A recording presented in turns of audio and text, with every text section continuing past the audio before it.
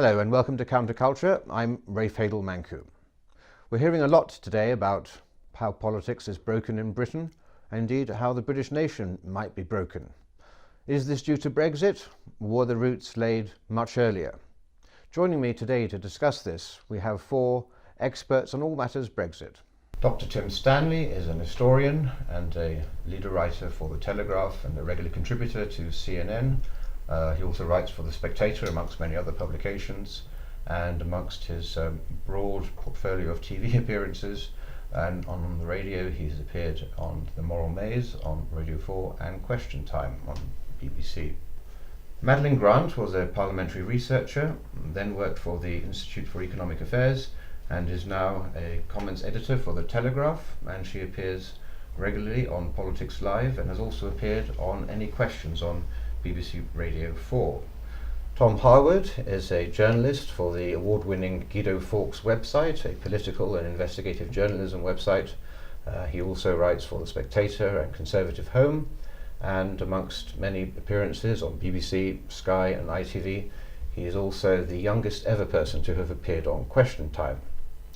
David Oldroyd-Bolt is a historian and a musician who once wrote for the Times Diary and now writes for the Telegraph and the Spectator and the Catholic Herald, and indeed his cover story for the Spectator was the most viewed of all time in 2017.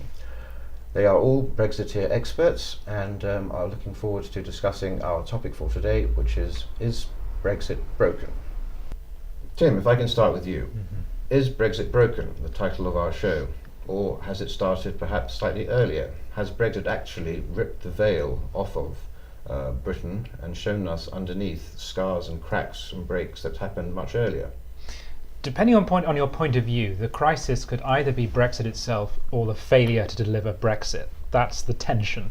So those on the left would say that Brexit itself is the product of lies and a failure of leadership by the Conservatives. This is their mess and we're now stuck in it.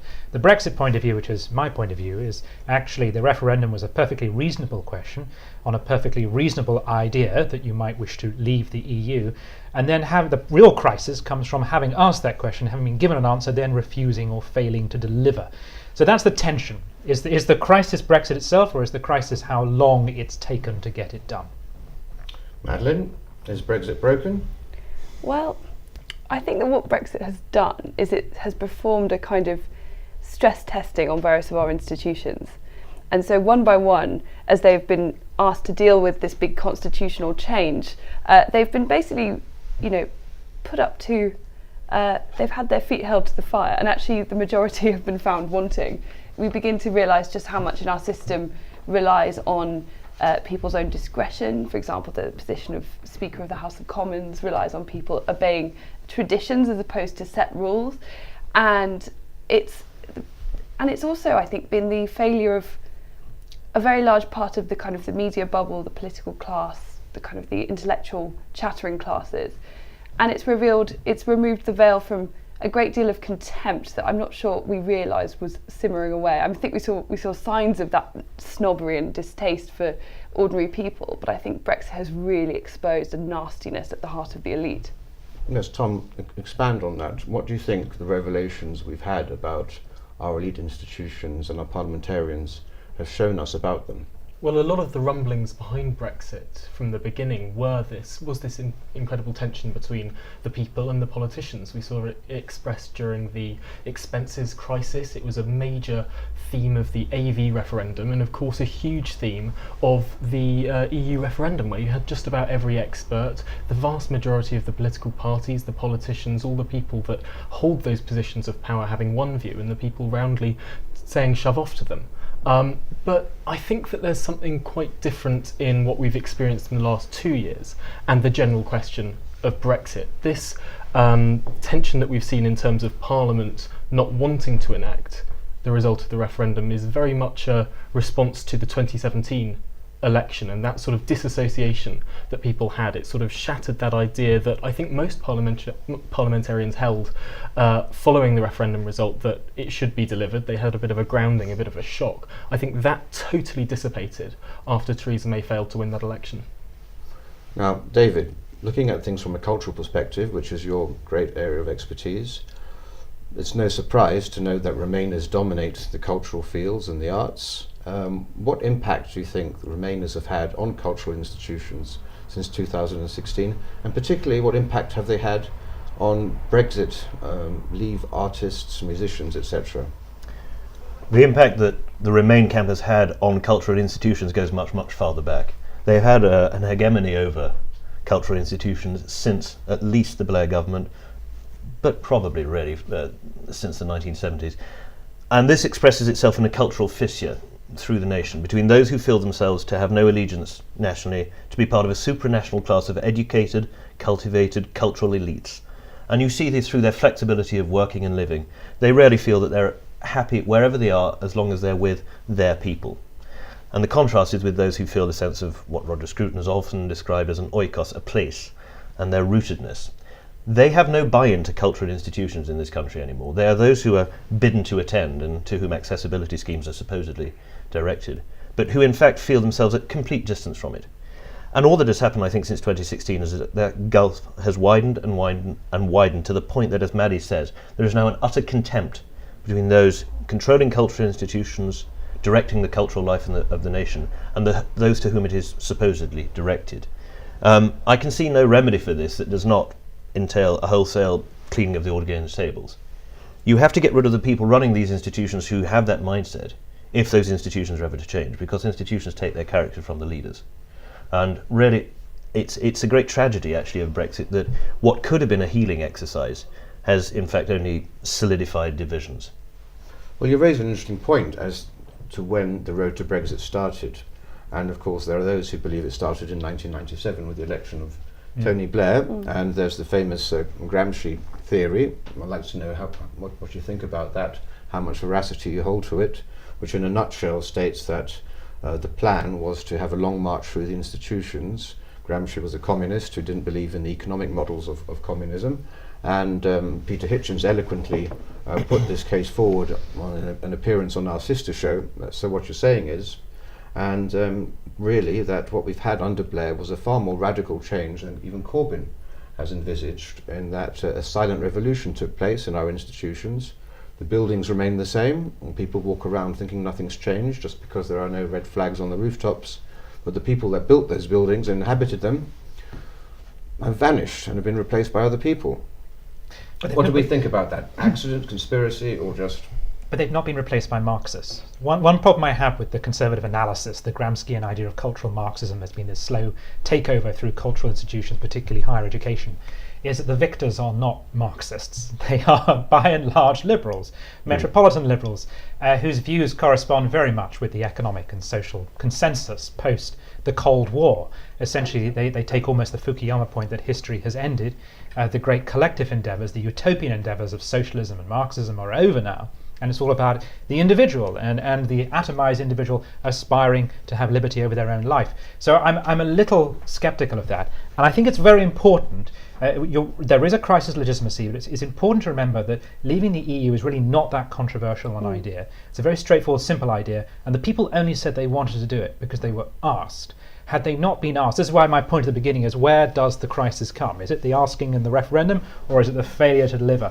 Is the crisis actually that the establishment thought, we don't know what to do about the EU, so we're going to ask people? And then the people, when asked, said, fine, we want to do it. But it's really not that controversial a question. The failure to then deliver it goes back to this 1997 point about the slow decline in faith in democratic institutions. Labour's problem, post the end of the Cold War, is it abandons socialism, abandons the notions of social solidarity and economic redistribution. It becomes a liberal party and it loses touch with its working class base, which is why you see a decline in turnout in elections. It's why you see rebellions like the famous Blaenau-Gwent by-election, why you see the rise of the BNP, the rise of UKIP in working class heartlands. It's because Labour has abandoned that space in politics. And that's what's happening now, is the left is struggling to refill it again with Corbyn, but it's really not succeeding. So I see all of this as really a fallout of 1989.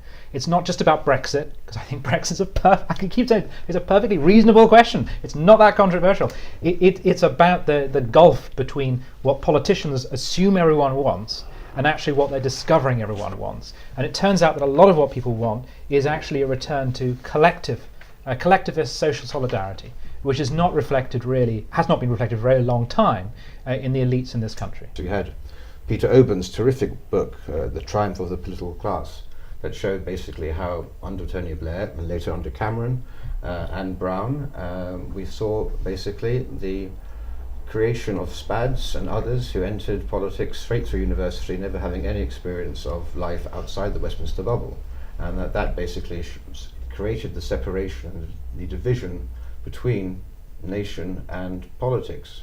What do we think about the influence of that? I think there is a lot of truth to that. It also explains the love of the EU to an extent, because the EU offers a further avenue for that kind of sort of cosy club. The patronage. It is often the EU for a long time has acted as a kind of retirement home for politicians from national states that have either failed to be elected in those countries or they've done their time in mainstream politics. And it also offers a kind of melting pot where people who have the sort of European elite have far more in common with each other than they do with the average citizen of any of their countries, can kind of come together and set policy in such a way that continues that status quo.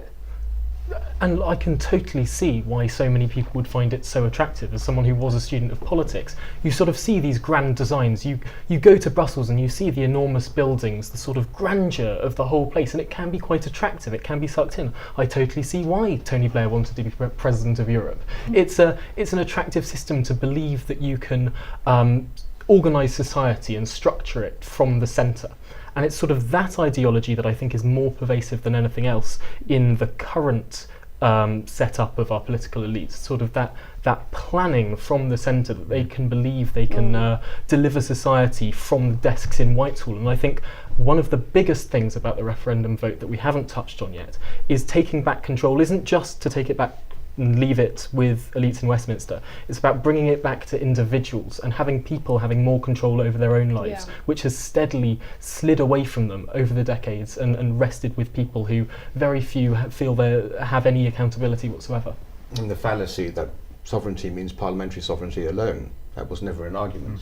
There's national sovereignty, the sovereign has sovereignty. And most importantly, individual sovereignty. And individual sovereignty. Could I just return to your earlier point that the idea of the rise of the political class somehow began in the 1990s? It's an historical fallacy. The phrase "Bob's your uncle" comes from the fact that Arthur Balfour was given patronage in government by his uncle Robert, 3rd Marquess of Salisbury.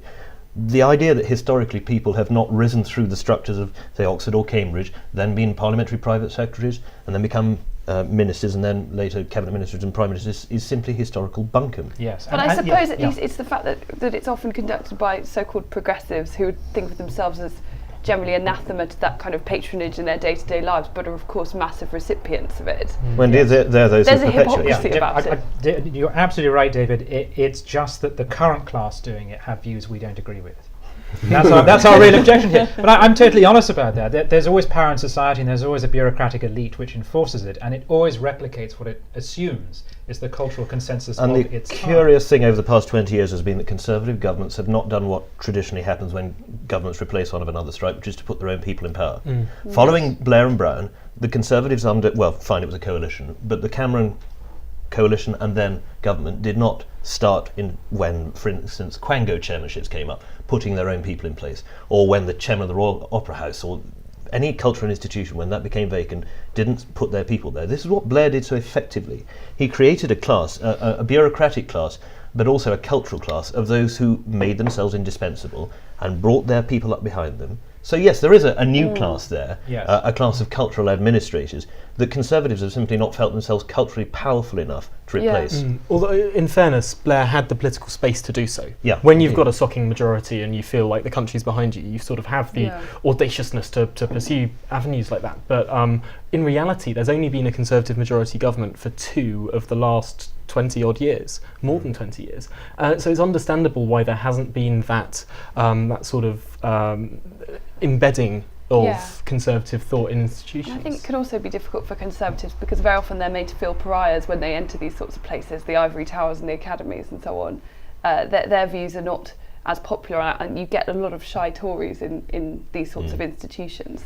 And there's a real difference between being in power. Obviously that gives you some confidence, but it doesn't have the kind of brazen confidence that the liberal elite have that sense of absolute justice and morality being on their side. Well, it is the moral certainty of the liberal elite that's, Yeah. that's the difference between the mindsets. A conservative believes that his beliefs are open to question and often open to error.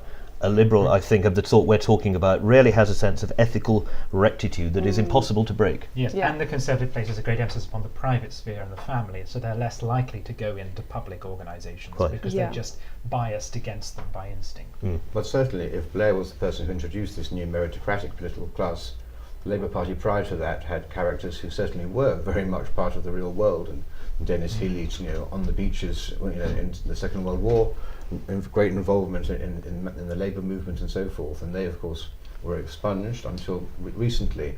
And so there you do have this disconnect where people feel much more at home in London and Islington than they would be doing. Although we in shouldn't fall into Doncaster. this trap of saying that the labour movement has been representative of workers historically. No. One of the big arguments, obviously, of Thatcherism and democratising the union movement was that, so many of those unions had a considerable proportion of membership that voted Conservative, and yet their leadership simply would not reflect their views. And in many ways, it was a similar sort of disassociation within that union movement between the people who sort of are the workers being represented and their representatives who were fighting for something very different. Well, Tom, leaving the institutions aside for a moment, what do you think Brexit has done to the nation as a whole? We're now arguably more divided than any time since the Civil War. Our constitution is in tatters. What do you think the effect is now on the British people, and where do we go from here? Interestingly, I don't think it's Brexit that's done that. Polls were taken immediately after the referendum, where you had 85% of people thinking that the results, whether they agreed with it or not, should be implemented. What we've had through failure of leadership at the top and stasis in Parliament is a steady ebbing of that consensus that did once exist. And there was a sort of sense of elites, politicians and people that, okay, we might not like this, but we're going to go along with it, to coin a phrase.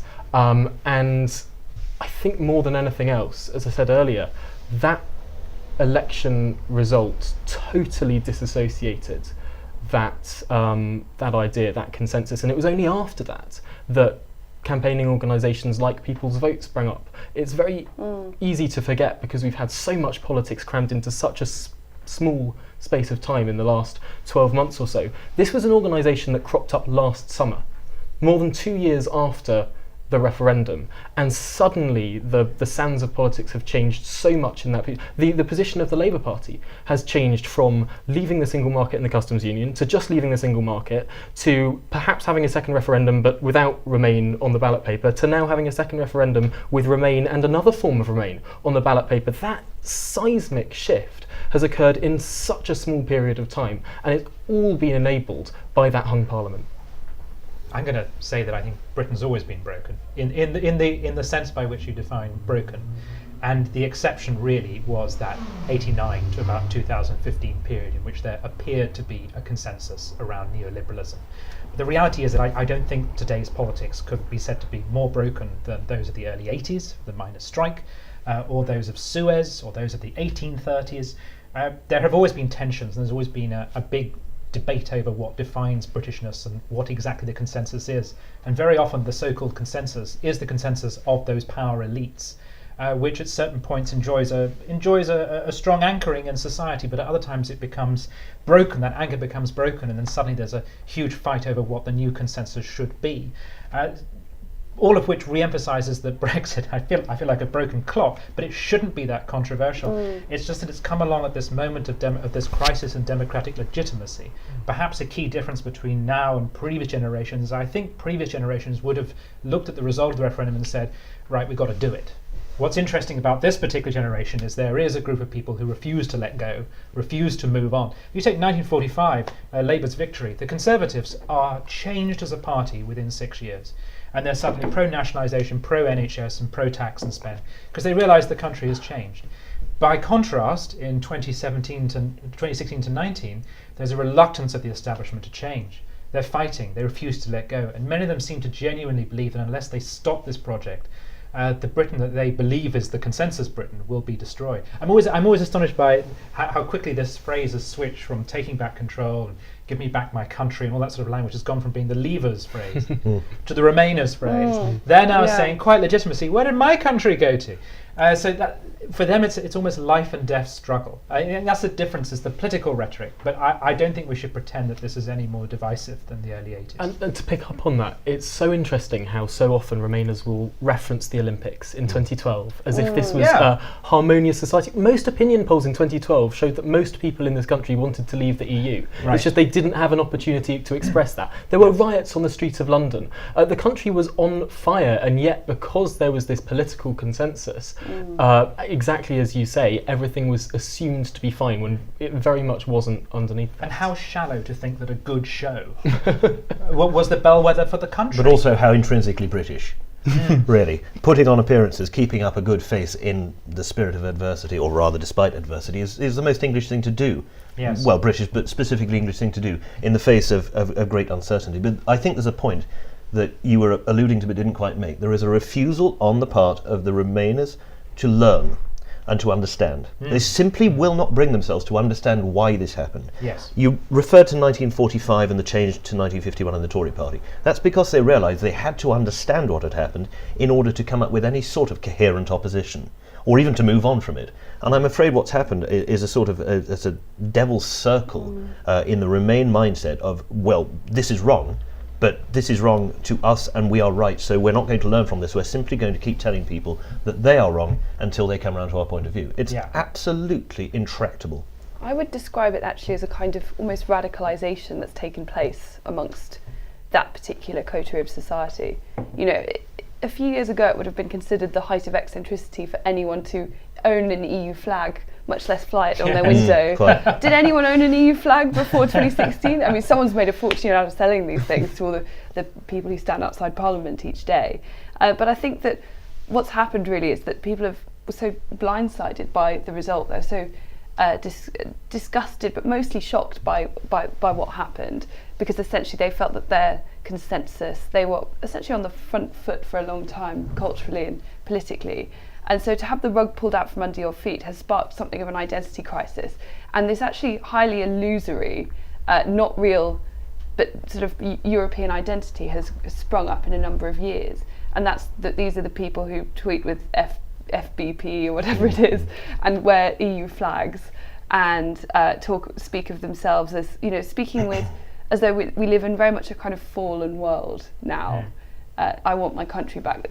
Precisely the kind of declinist rhetoric that you would normally have associated with some conservative man who's looking back to the 1950s with sadness, you know, that it's gone. Well, there's no coincidence there. Those, I think, who have the most buy-in to the European project are, for the most part, the scions of the old imperial class, the governing class. Yes. They're highly educated, often from the families that were district governors running parts of the empire. When the empire went after Suez and after the Commonwealth, they simply shifted sideways. And they've realised now that their, again, cultural hegemony is coming to an end, that their 200 years or more of absolute domination of the instruments and hierarchies of governments has finished, and they do not know how to respond to this. It's a form of institutional post-traumatic stress disorder.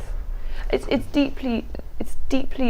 is built in a sense of patrician snobbery. I saw one placard at one of these protests that was bragging about how a lady was bragging about she'd managed to spell her placard correctly. You know, the implication being that Brexiteers are just too thick, and they'd be like, I mean, your Olympics reference, I always thought was quite good for Brexit, because if you remember, the media in this country constantly like to downplay and denigrate and deprecate, and all through the lead up to the Olympics they were saying it's going to be a disaster.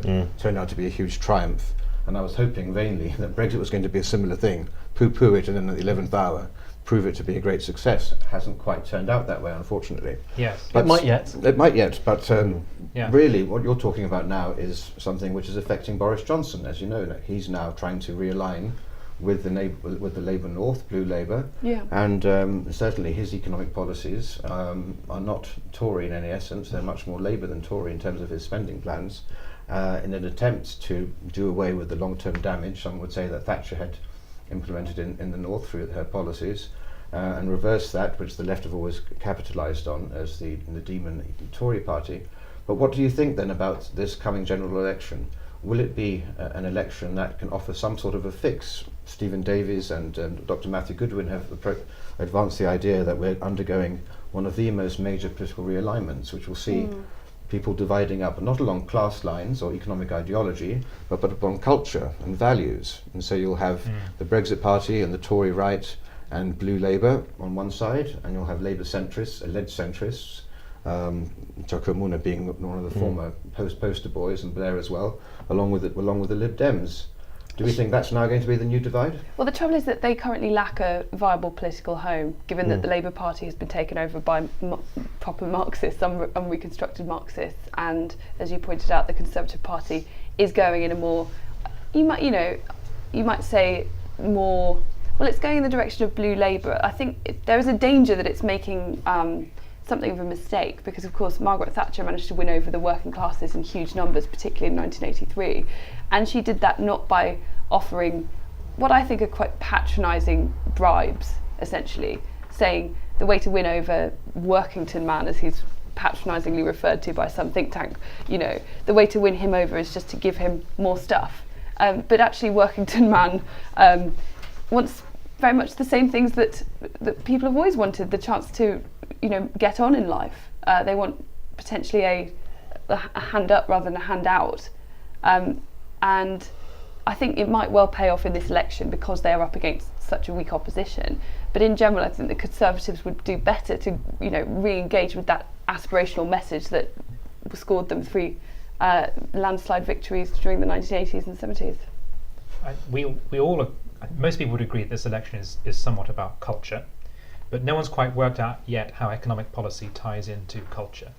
And when it comes to Brexit, there is one part of the Tory mind which is inclined to say that it's all about, as we were saying, the sovereignty of the individual.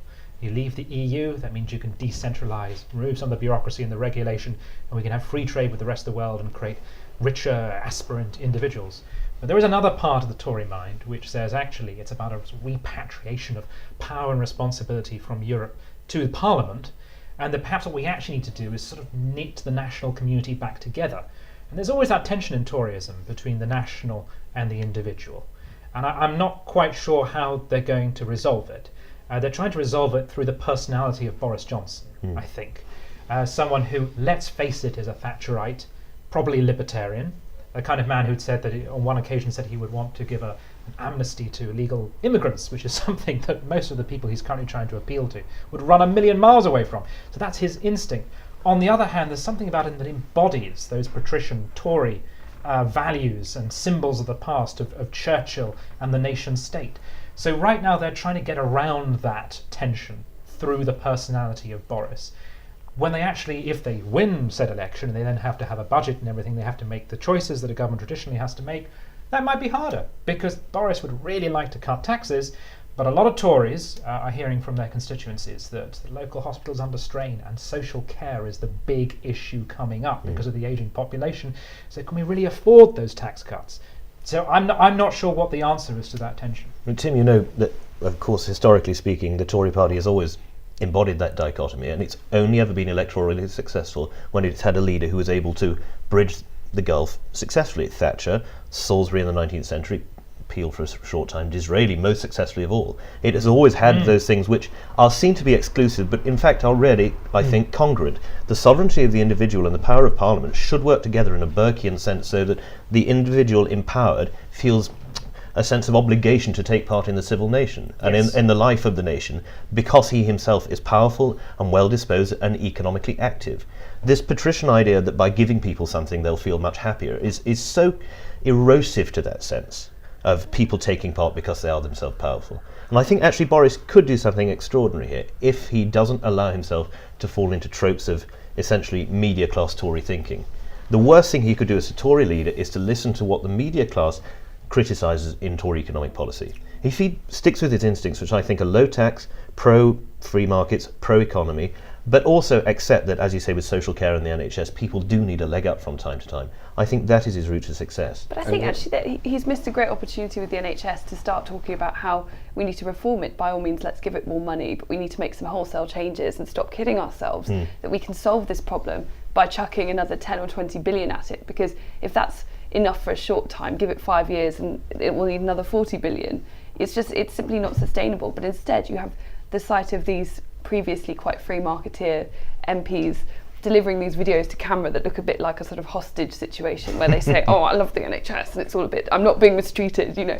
Well, I think this is fear of what happened to Mrs May with her social care strategy that came out in the 2017 election. They're essentially avoiding the issue in order not to make it an issue, and then they can deal with it when and if they have a majority. And yet the issue here is also that Corbyn and Johnson are both similarly deeply unpopular with the nation as a whole.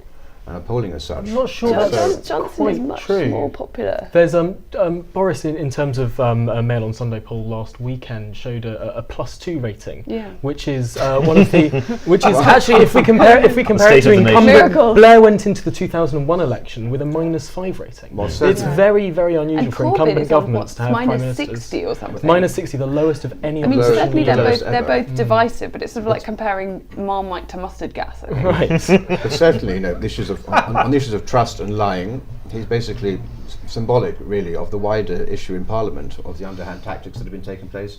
This is seen now as being an era when people don't trust politicians at all and don't trust party manifestos. Have they ever? This is the question. And the question is, but this has never been seen before to this degree, the use of basically illegal tactics by John Bercow and others. And so the question is, what dangers are there in the British public being exposed to the reality of what these people are willing to go to? Well, and how can can it be unseen? Once it's been seen, can it be unseen or can it be forgotten? The great danger is that people, by withdrawing their vote, by not taking part in the democratic process, denude it of its legitimacy. And this is really the only thing that could really call into question the legitimacy of representative democracy here, if people stopped voting. I mean, seriously, the turnout was down to 20%, for instance. At what point do we say this is not a legitimate poll because so few people took part? But actually, I don't see any evidence of that going to happen. I think there is, in fact, the contrary evidence that people are so enraged by what they see as a failure of their political class that they're coming out to vote in greater numbers. Yes, my colleague Janet Daly insists that in 40 or 50 years' time this will be regarded as a golden age of political engagement. Quite. Because people read things and they knew things and they voted. Yeah. And I think people understand that we've been discussing the crisis of legitimacy in the political class, but the way the political class sees it is there's a crisis of legitimacy in the electorate. And that's incredibly patronising. We would like to change the leaders. They would like to change us.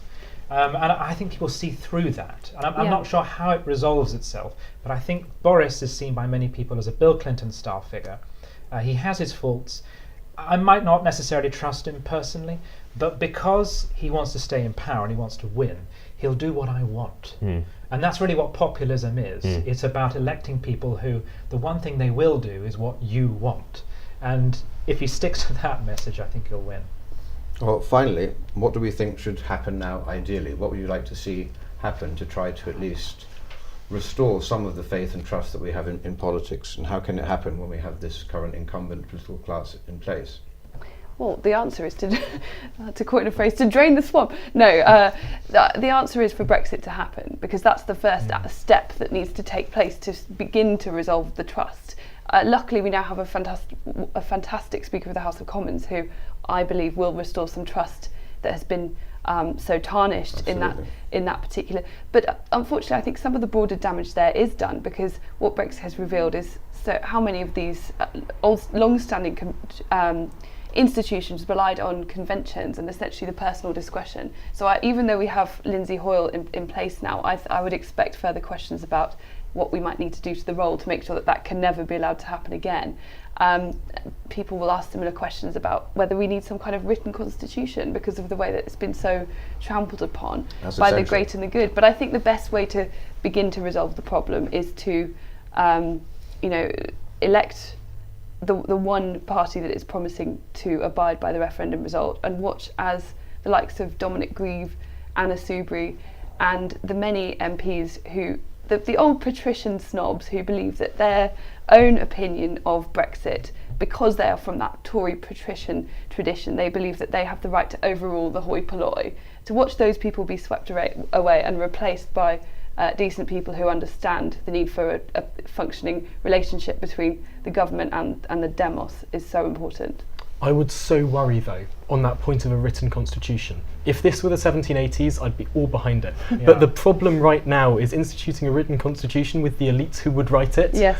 Would they ever allow a majority of the population to vote for anything ever again? I agree. That it would be, I agree. we would This is the embed the tragedy. current situation Free of healthcare will be politics. There would be no substantial change that could diverge from what exists I agree. today. I think it would be awful, and we would find ourselves living in a constant legal quagmire, endless battles that would go on, and very little would ever be allowed to take place. I completely agree. This is one of the tragedies of Brexit, though, because people have decided to trample on these age-old but actually quite fragile conventions for very short-term political gain. There's a great irony here that I assume, I speak for all of us, that we are conservatives, but because of Brexit we find ourselves in a revolutionary situation of being asked to fix things. It's not the conservative nature to want to even try. The answer is not guillotines or the destruction of institutions. It is to actually get those institutions back on track and to clean house and get them working, so we return to traditional authority and just get back to simply being what they are supposed to be, which is an institution which is part of the function of democracy, and which does its job and which people have faith in because they see it transcends day-to-day politics. Exactly. Yes. Well, that's a topic for another conversation. I would just say on the written constitution, as a conservative, I think it's the best way to entrench the monarchy, to entrench institutions, so that you can't actually change them on the will of a democratic majority in government, such as Tony Blair, who managed to do away with the Lord Chancellorship's key authority, and House of Lords became neither fish nor fowl. And it's a conservative viewpoint to actually want to entrench these institutions and avoid Bercow choosing amendments on his own and changing the course of history. Actually, you were But worried that's about for another time. I'd like to thank you all for coming today. Madeline Grant, Tim Stanley, Tom Harwood and David Oldrod Bolt. And we shall see you next time on Counterculture.